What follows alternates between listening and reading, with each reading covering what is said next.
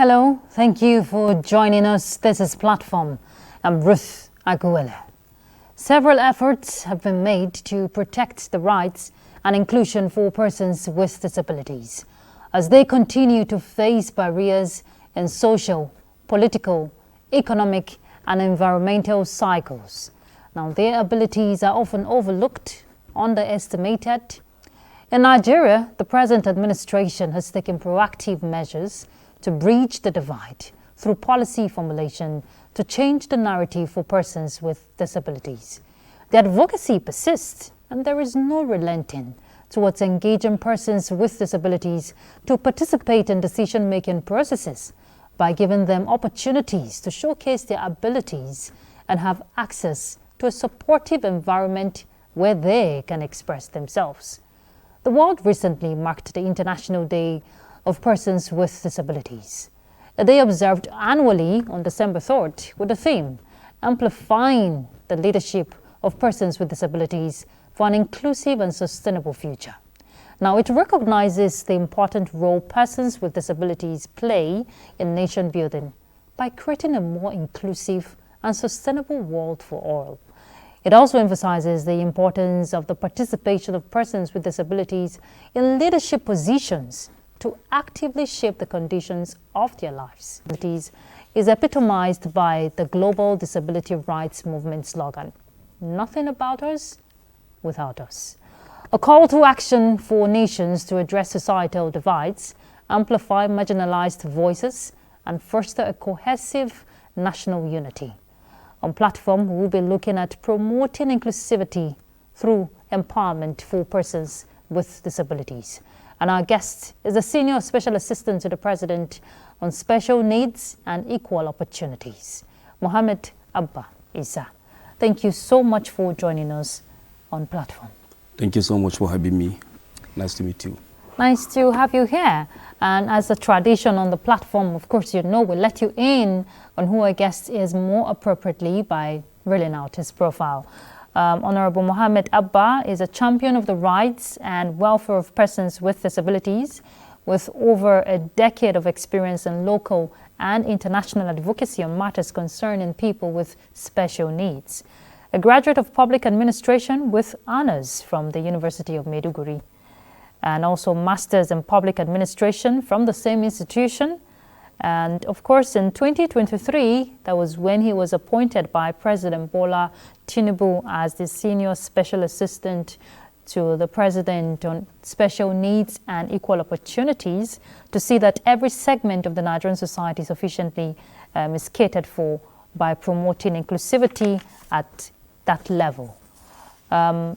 Honorable Isa is responsible for empowering persons with disabilities through capacity building initiatives, economic inclusion, and equal access to education and employment, fostering a more inclusive and equitable society for all Nigerians.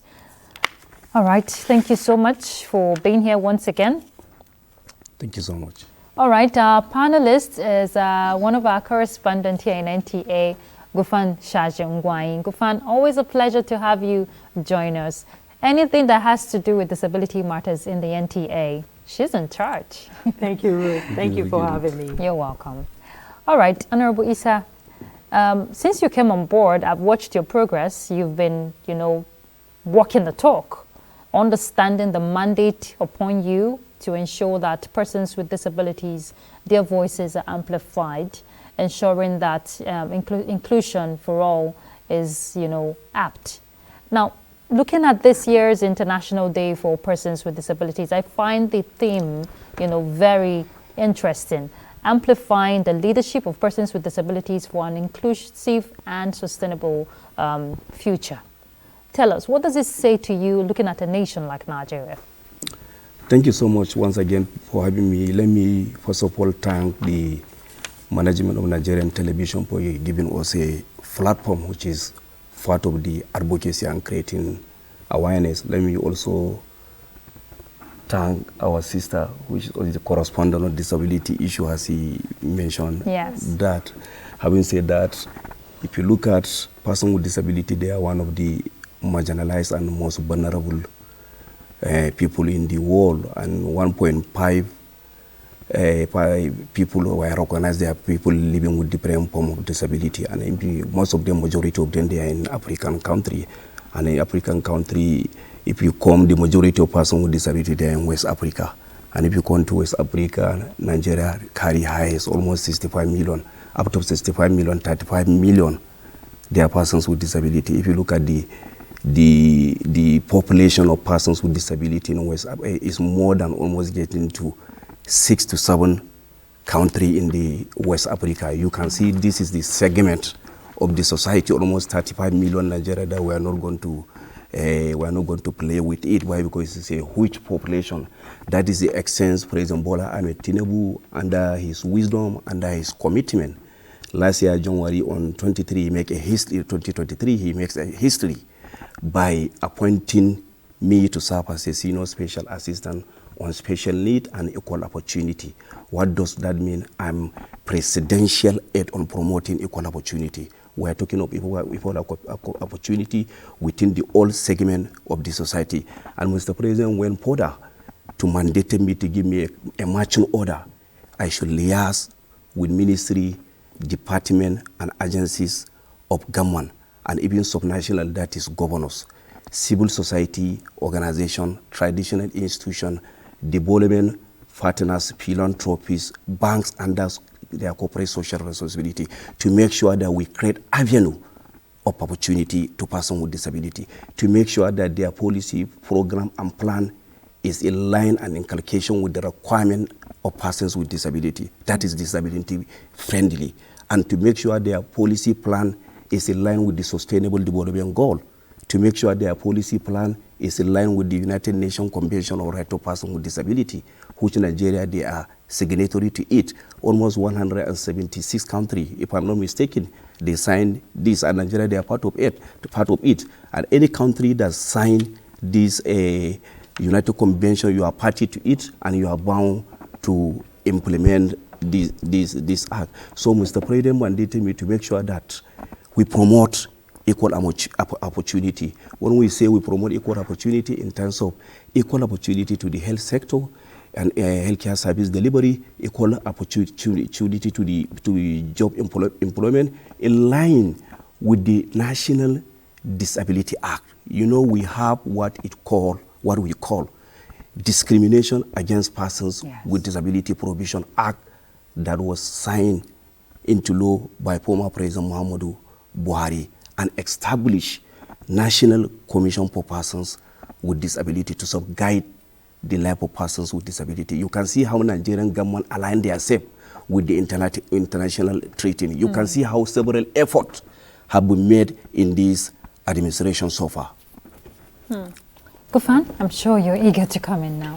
Okay, there've been a lot of activities, you know, to support and empower persons with disabilities, and particularly, you know, the 5-year period for which compliance is supposed to have taken place in offices and all of that has, you know, expired. Now, what is the level of compliance when you talk about you know, accessibility? You talk about the 5% employment opportunity for persons with disabilities across NDAs, and, you know, of course, the welfare of persons with disabilities, especially, you know, women and children with disabilities. Thank you so much. This is a very good question. We are in the implementation stage. The 5 years given to all agencies, private organization, building, to make their building accessible and to provide accessibility to persons with disabilities is 5 years. And 5 years it has been passed. We are now in post-monitorial stage. That is stage of implementation. But the implementation is too slow.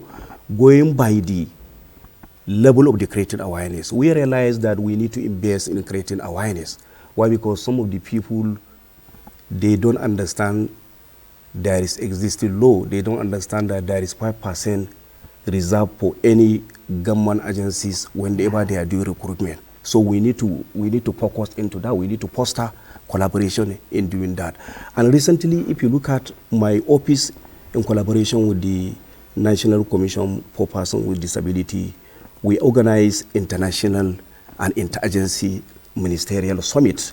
It's a platform whereby we engage the duty bearers, that is head of ministries and head of agencies and department. Then we came out with the disability analysts. They are there. Then we have a robust discussion.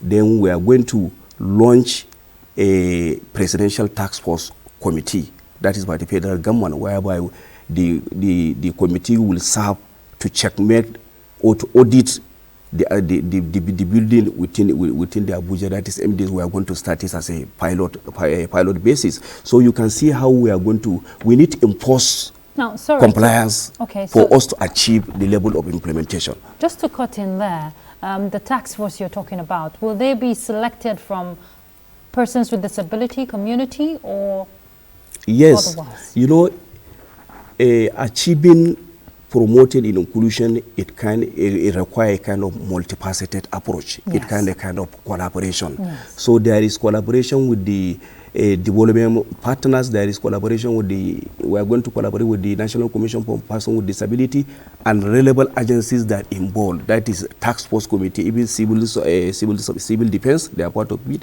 Immigration, they are part of it. Then Federal Ministry of Housing. All of them, they are part of the tax team committee that we are going to form. So you can see organization of persons with disability, always they are the one that are going to take the lead. They are also part of the committee in the implementation. Why? Because whatever you are doing, if you are engaging the organization for persons with disability, let them be on the driver's seat. If they be in the driver's seat, you involve them in the process of the design up to the implementation and the monitoring strategy. You know, it's good you said you've been holding talks or summit with MDAs. And going by what Gufan asked about the implementation, effective implementation of the Act, would you say that you're also engaging these MDAs and extending to the private sector to ensure that persons with disabilities are given their due rights in terms of employment? Because that's one barrier that is affecting them. You can't stand tall when you're not empowered. That's a very good question. If you look at, when we talk empowerment, it's not only about giving them about a job employment. When you create access, you also going to do empowerment. When you protect them from violation, you also empowerment. So what we are trying to do, if you look at National Commission for Persons with Disability, so far so good, as for 4 years, they employ almost getting to several persons with disability through employment opportunity. I can attest to yes, that. I can attest that. Even my office during the period under review, at least we have get compliance from the MDS in terms of that 5%. They are giving us compliance. We really appreciate what they have been doing. Whatever they are doing, when we send a letter to them, already we are working at liaison, collaborating with the organization of persons with disability, their unemployment organization. You know, they have their applicant association for persons with disability. Those are their graduates. They have their database. So whenever we get a slot either from any agency, then we have already their data, then we can just start filling the gap. If this ministry, at least they can give us at least minimum of, even the bill say minimum. The bill didn't say 5%. It's minimum of 5%. This is what the bill say. If all agencies can do this, you can see how we can reduce unemployment in the community of persons with disability. And we are going. It's not only MDS. We are extending the advocacy even to the National Assembly. We have almost getting to, I think it's 360 House of Representative members, if I'm not mistaken. And we have almost getting to 109 senators. All of them, they are doing employment. And if you look at these persons with disability, all of them, they have their own constituency. And they have their own voters card. They have their representative.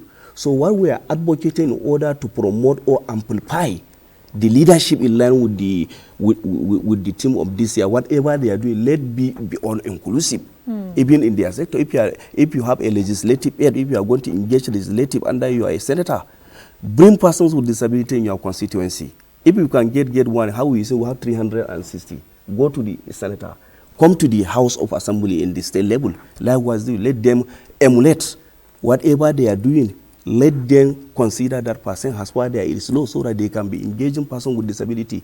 This is how are we going to empower persons with disability, and this is the essence of the commemoration of International Day of Persons with Disability to create awareness and empower persons with disability. That's all. Okay, so talking about empowerment, while you were talking, you talked about the fact that it's not just about giving persons with disabilities maybe handouts and employment opportunities that's particularly just waiting on the government. Your office, what are some of the, let's say, projects, talking about some persons, they might not be able to, due to the fact that, they didn't go to school and all of that, to be able to fit into the structure when it talks about employment, what we call the white collar job. What are some other empowerment programs that, are put in place for them? Thank you so much. If you look at persons with disability, naturally they have God deposited talent. Yes. It is not all of us that we are opportune to go to a school. Yeah. So you can see several of them, they have got talent. They have ability, different ability that they can do so many things. Yeah. That is the essence why President Bola Ahmed Tinubu, under his wisdom, we launched what we call Beyond Disability Project. Beyond Disability Project is all about skills, talent development, so that we can showcasing the talent of persons with disability through music and creative industry. So far, so good. Mr. President also mandated, he want to see that the project even go down through to the grassroots. Why? Because 80% of persons with disability, they are living in the rural area. They don't have access to social amenity and other things. So Mr. President want to see that we decentralize the activities of persons with disability, not to be having symposium and other one of the things here in Abuja. No, the real persons with disability, they are in the rural area. Yeah. So Mr. President want to see that. That is the extent Mr. President also mandated the state governors. You remember I told you in the course of the introduction, Mr. President mandated me to work with the subnational, that is governor, to make sure we promote inclusion together with them. So Mr. President mandated that they nominated state coordinator. So far, almost getting to 19 states. They nominated state coordinator of Beyond Disability Project. Beyond Disability Project, we are going to create almost getting to 36,551 job opportunity. Why? Because Mr. President asked me, he said, go and create avenue of opportunity to persons with disability. This is the mandate that Mr. President gave me. And I know you as a journalist, you would like to hear how are we going to exactly to what get I was going to ask. These 36,000. Let me give you the analysis from the national structure. We have management. At least we have national coordinator and DJ under him. There is structure under him, director, media and other things. Then come to the 36 states, including FCT. We have 36 state coordinator. That 36 coordinator under each state, there is structures of at least 5 to 6 people under it. Go to the local government. We have 774 local government coordinators. Some of the states, they establish this structure. All in this, you can see we create job opportunity, and their state government, they are the one that taking responsibility. Is the structure under the state government, and any project that came from the national. We have a structure, we have a channel, we have a network that we can be reaching out to our people in the grassroots. That is the essence of Beyond Disability Project that Mr. President, and there is Renew Hope Agenda. So there is so many programs and policy that this administration came to it, but what we need is to create more awareness for people to know that government has a provision to you. Leadership, this is the only way how we can amplify the leadership of persons with disability. You just brought out what I was going to say, the leadership aspect. Because we can't have one Honorable Mohammed Isa Abba is not enough. Yes. We need many more, yes, in strategic positions. If policies, that affect persons with disabilities will be implemented or formulated, then they have to be in strategic places. Definitely. Are you speaking to the community of the persons with disability to stand up? We know that in the past we have the likes of Lois Alta and some others who have shown interest in politics. are they showing that interest? Are they aware of their rights? That they have a place, they have a stand, you know, to be heard? 100%. If the effort we have all what it takes to be in leadership position, we are able to serve. But once if there is no vertical and horizontal alignment in government policy and order, that is the issue where we have a gap. We realize that we have a gap in the National Disability Act. Yes. I am from the executive side, and we thank God from the legislative. We have Chairman House Committee for Disability Matters. His oversight function and is to amend bill. We are working hand in hand in order to reform and to rebuild them. That is the essence why we have to fix the system. Yes. That's the system. That's what I'm trying to tell you. And that's what the International Day for Persons with Disabilities of this theme, you know, the theme for this year is talking about the fact that persons with disabilities begin to play parts in issues that concern them. Yes, they have to sit let on the table. Let me tell you one thing. As part of 16-day activism, last 3 days we have a conference of stakeholders for persons with disability in Continental Hotel, whereby we engage all the Joint National Association of Persons with Disability. We are talking of amplify the voices and the leadership of persons with disability. Let them be on a driver's seat. Yeah. Whatever you are doing, engage them right from the process of planning, designing, monitoring up to the implementation. And what we are trying to, what I'm talking about in terms of the policy, we need to amend the policy. Why? Because we need to talk of quota. Quota in the sense that in the House of Representatives, whatever they are doing, let them reserve certain percentage to women with disability and men with disability. Yes. Why? Because politics is a game of number, and we person with disability, we have a barrier. Even though you are a qualified candidate, you have a followers, maybe in one way or the other you lack resources. Funding is one of the key aspects in politics. And you can see how we have a challenge.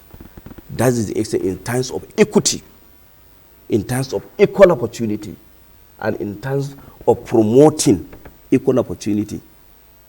We need to have a certain quota, and that has to be with the legislative. That's why I want you to understand. By the time when we say we have a quota, specific quota per person, let me give you an example. We have all what it takes. If you go to the political party now, government has already amplified the leadership of person with disability. Ask me why, I will tell you. Why is this? Fine. One, in political party we have national leader for persons with disability. Are you aware of it? In political party, both PDP and APC major party, they have in political party. We have in some states. Okay, let me call it. Are these persons with disabilities? It's person with disability that are heading. The position is person with disability. It's a visually impaired person. Party, they are responsible of bringing a candidate and give you a ticket. That's what I'm saying. Thank you. What I'm talking about. We have a leader in the party structure, and we are working hand in hand. And that section, some section, APC, for instance, some of the party in the APC, my party, political party, they have 3 win. Women win, youth win, and persons with disability win. You can see 3 win. This tell you that it's all inclusive, but this is in appointing position. We are talking up in elective position. Yes. In elective position, that is why we are working in collaboration with our national leader in the party to make sure that they amend this constitution. They give us a quota automatic. This is what I mean. Yes. This is what we are advocating. Let us give you. If they give us automatic, this is how we can fill the gap and make a balance and achieve inclusion. Why? Because you have created an access, you have created an avenue. Access plus participation is what it will give you inclusion. So let's look at the aspect of the women. You know, women are also driving, pushing hard for equity. Yeah. You know, thank God we're actually in the 16 days of activism in the fight against violence against women.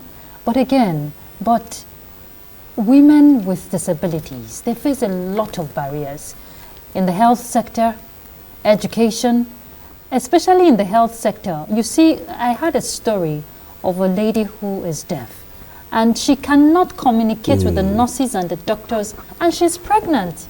How can she explain? Because there is a barrier in the aspect of sign language interpreters. We don't really have the numbers, positioned in strategic places.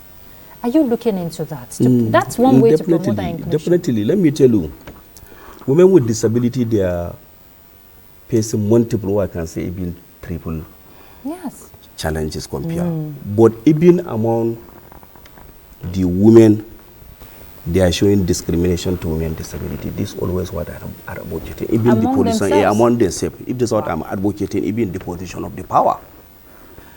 Whatever you are doing, I'm saying this an advocacy and part of 16 days of activism. That's what I'm saying. Whatever you are doing, you should consider that there is women with disability, not to focus on only women. There is also women with disability. Consider it. Having said that,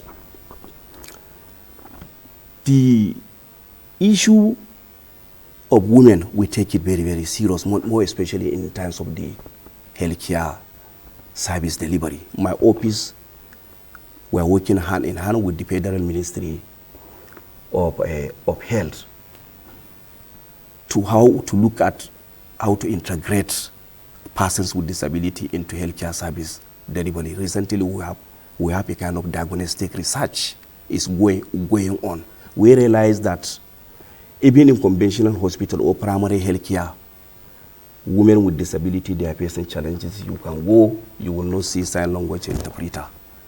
You can go, a woman on a wheelchair should follow queue, which is law, even by law, it's not even in a hospital. Everywhere, if you are going, if you are persons with disability, law has protected you, that you will not go to follow queue. But most of this primary health care, if you look at it, is not accessible to persons with disability. That is a project we embark with the Federal Ministry of Health now to make sure with that. And even recently, I went to Yobe for advocacy and sensitization of how are we going to integrate persons with disability. I have a meeting and a robust discussion with the stakeholders, the Commissioner of Health, the Secretary to the Government, the House of Assembly, to make sure that they make a provision in regard to that. So that's what I'm trying to say. We need to invest in creating awareness to tell them. It's a simple thing. If you tell them provide or make a provision, some of them, they don't aware, and when they came to building, they don't aware or they will not make a provision that if a person with disability came this time. And my office, we partner with one organization. We came with one ambulance. We call it Tinebu Care. This ambulance, we are going to launch it here in Abuja recently by January, and we are going to do it as a pilot basis to some hospital. Tinebu Care is a kind of ambulance. This ambulance contains a gadget which is all inclusive. If a blind man comes, he will get a treatment like any other person. If a woman came or wheelchair, she will not follow queue. There is accessible, is practice. This thing has been practiced in the country where they have gone far in terms of disability inclusive development. You know, Nigeria, we are just coming up.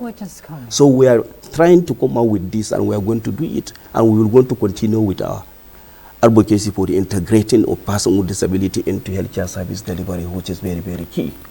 You know, empowerment and, you know, talking about violence, I beg your pardon, against women with disabilities, and not just women, but also persons with disabilities on a whole actually face issues of violence. Is there a platform in which these persons come and report such cases? And when they even come to, are they even aware, first of all, that they can come and you know, report such cases? And if such cases are reported, how are they treated? And, you know, that brings in, if there's a collaboration between your office and NAPTI in handling some of this. Definitely cases. there is effective. Okay, so Honorable Issa, just hold that thought. We have to take a break. Okay. Ponder on it. We'll be back. Please stay tuned. What are we doing as a nation to first of all settle our teeming populace, especially the NTA's political package with a third eye on the nation's political scene? I am Fisa Ogunfuyi. Welcome. You have to be very careful giving space to people who are obviously sponsored to further the agenda of some other groups. There's a lot of questions. A lot of questions in a closed door sessions.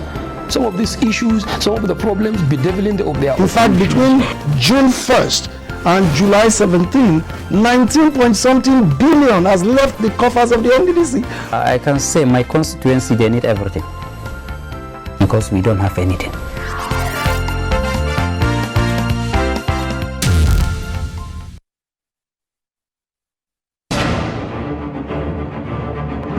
A method for digital literacy is a bot that you can use, you can interact to learn more about digital literacy. Hello, it's our pleasure to have you join us on platform. I'm Ruth Aguwele.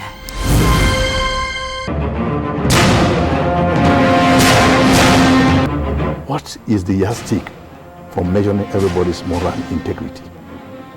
It's critical at this point in time. How daunting has that been for the Institute in getting them abreast with all the legislative procedures? The fact remains that one training workshop is not enough.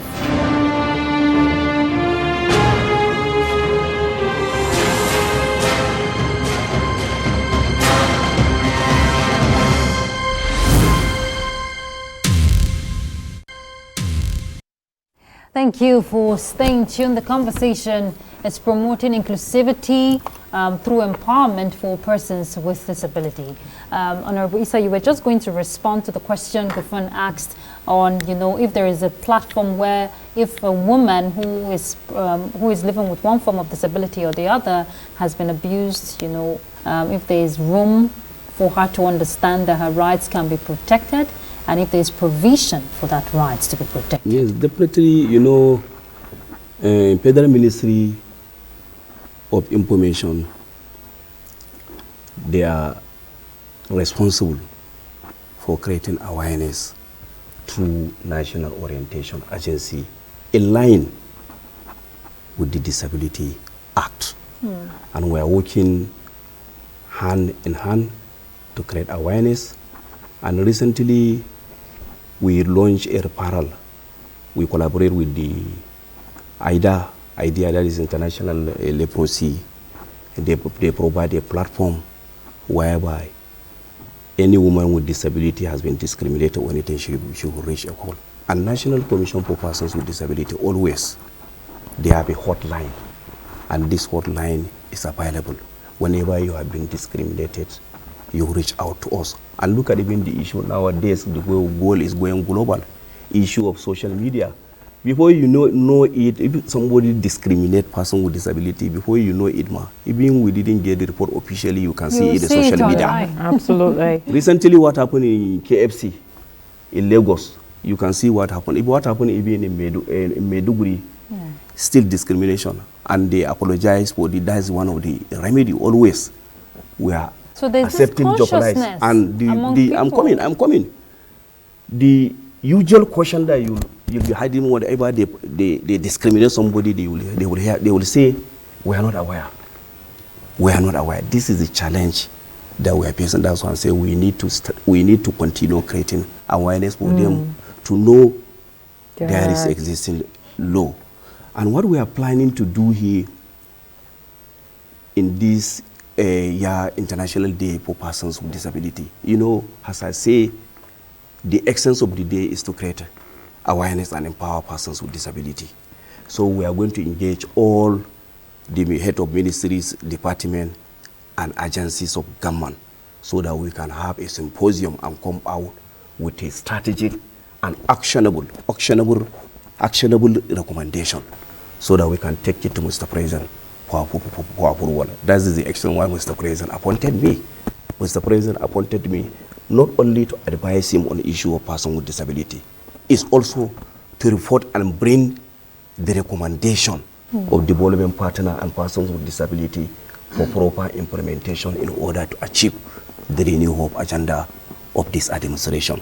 We set up a steering committee, and that steering committee, members of the committee came from the National Commission on Persons with Disability and my office, and we have a rally. We walk from Unity Fountain up to the Eagle Square, whereby we engage with people there. We dance, we eat, we snap picture with other in the Unity Fountain. That's the essence of commemoration with the day that we would have in the assistive devices yes, were also yes, and assistive devices were also provided. Why? Because if you look at, we are talking about the empowerment. Assistive device is one of the key issue, and it's a reasonable accommodation to the persons with disability. If you don't have assistive device, there is no way that it will assist you to carry your daily activities. For instance, this wheelchair. If there is no wheelchair, there is no way I can even navigate to find my way to this studio. And we realize that there is so many persons with disability that they don't have a kind of white cane stick, and some of them they don't have crutches, and some of them they are into business. And we are going to support them with cash transfer for them to become independent. This is the part of the commemoration, is to create awareness and empower persons with disability. And what we are trying to say here is sub-collective responsibility. Civil society, philanthropies, government agency, development partners, all of them, they supported us.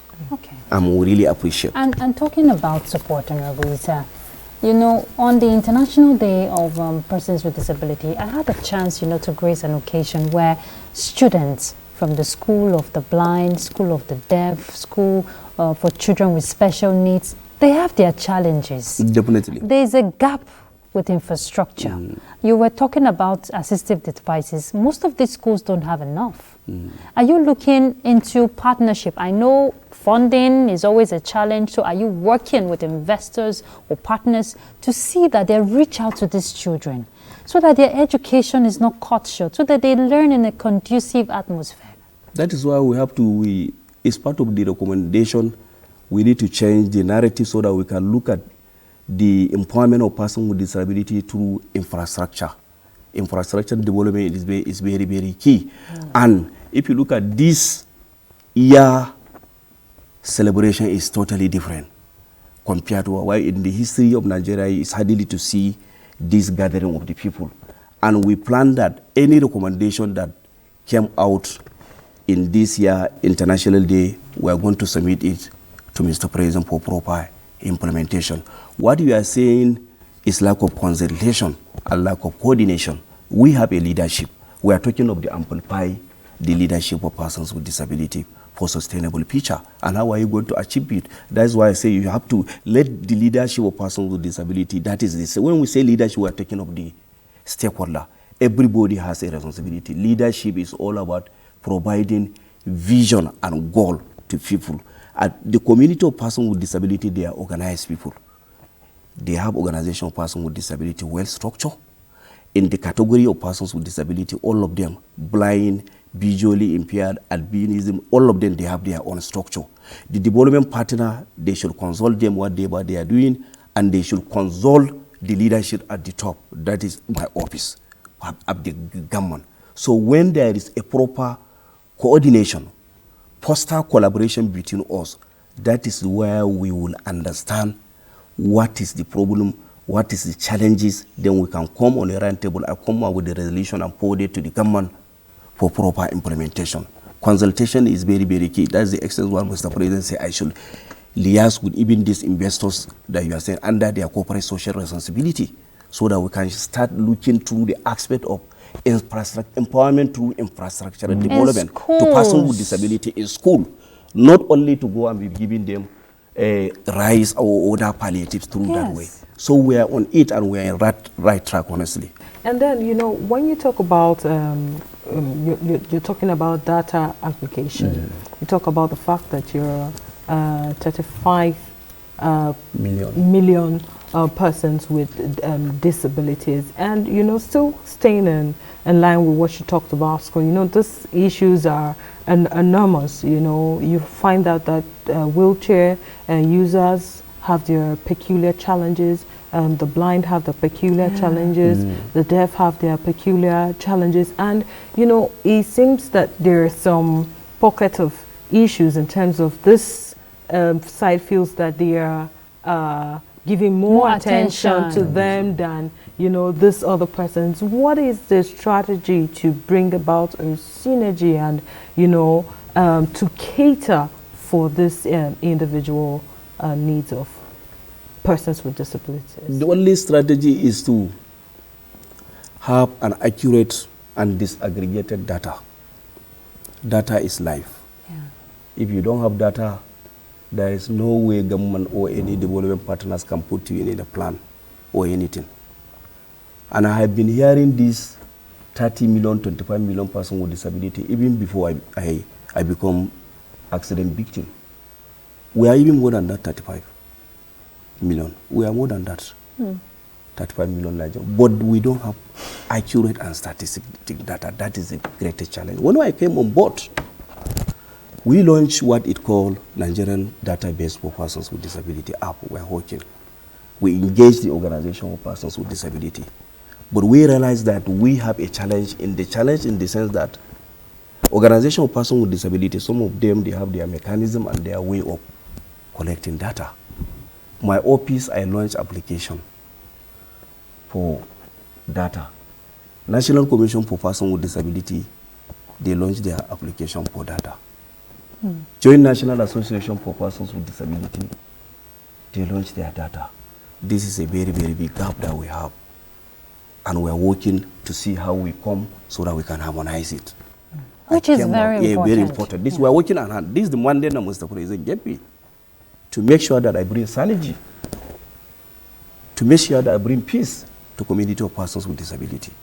So we are going to harmonize, liaise with NIMSI, liaise with the National Population Commission, relevant agency and organization for persons with disability, to make sure that we have a kind of interactive data, disaggregated data.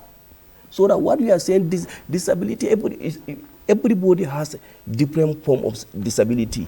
The need that is applicable to person on wheelchair is not peculiar to a blind person.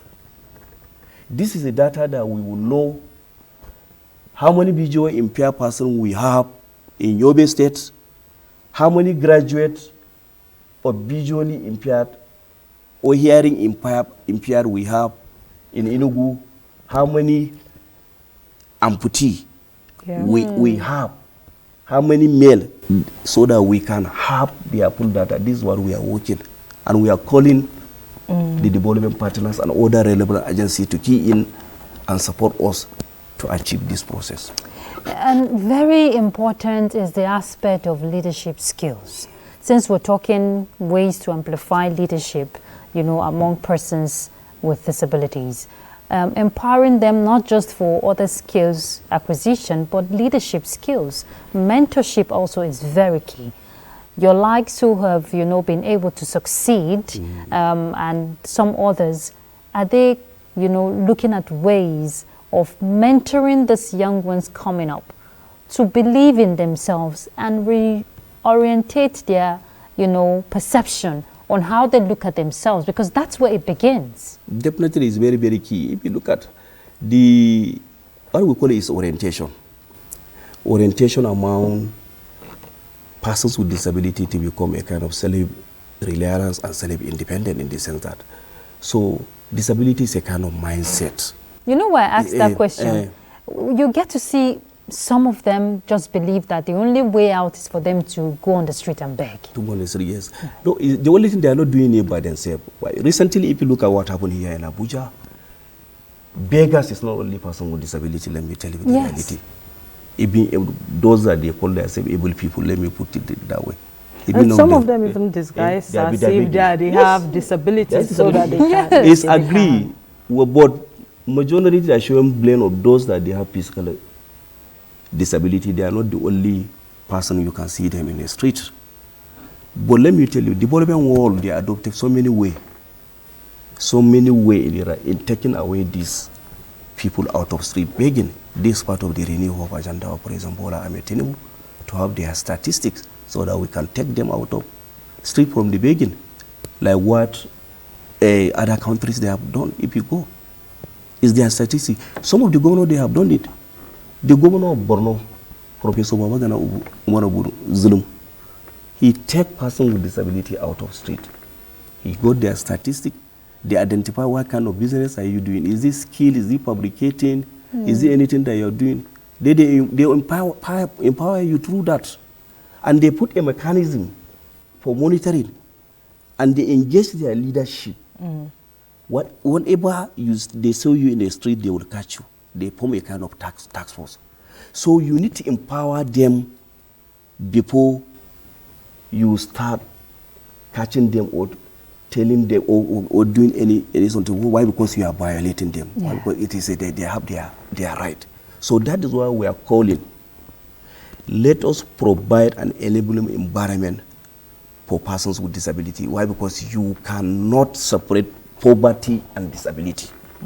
These people, apart from the disability that God put on them, still there is poverty. How do you think that they will cope? They are always in a demand side. Person with disability, they are always in a demand side. So that means that government cannot do it alone. Government cannot do it alone. That's why we are calling for collaboration. My office is open for collaboration. My office is connected to 774 local government. And my office is working hand in hand with Joint National Association of Persons with Disability. We know where our people are. So whatever the way how we are going to amplify the leadership of these people, engage them in the round table, whatever you are doing, consult their leader. Don't go alone and do anything. Engage them, bring them up table, ask them, they know where their people are. They have a vital information that they will provide to you so that they can assist you in having a report and comprehensive data that you make your report. So that's the only way we can amplify the leadership. Engage them in a table. Give them schedule, give them responsibility, carry them. I think you're getting me. You know, it's good that the Ministry of Humanitarian Affairs and Poverty Reduction now has a minister. So, you know, the social safety net programs, before the whole halt of activities, persons with disabilities were included in most of the activities, most of the interventions.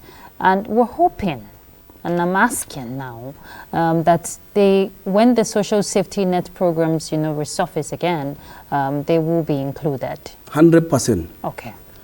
Mr. President have passion to person with disability has always said. Mr. President Bola Ahmed Tinubu, before he became the president, when he was a governor in Lagos, he is the one that signed disability law in Lagos. So Mr. President is very, very passionate about the issue of persons with disability. He's very, very passionate. So what's your final message to persons with disabilities, the community? What would you tell them beyond just the celebration of the day, beyond how they look at themselves? How would you encourage them?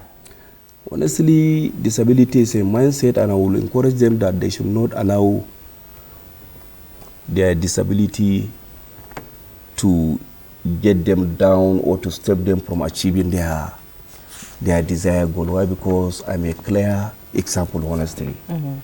I have a success story.